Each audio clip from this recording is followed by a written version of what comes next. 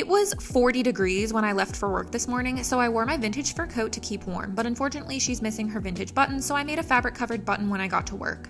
I used this fabric covered button kit, which was a little different from the smaller ones I've used in the past because the button cover had pointy teeth that dug into the fabric to keep it stuck in there. So I cut out my faux leather fabric, wrapped it around the button cover, and stretched the fabric tight so that the teeth dug into it. Then I just trimmed the fabric down a bit so it wasn't as bulky in the back, and I popped on the button backing.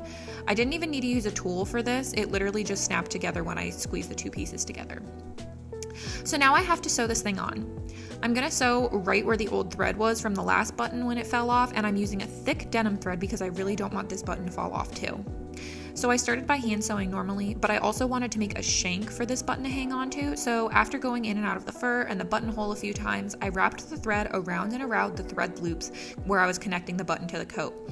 Then I just tied a knot on the wrong side of the fabric normally to secure it, and now I can wear this coat the way I really wanted to, which was with only the top button buttoned and the big flowing silhouette of the coat hanging freely. Perfect for twirling.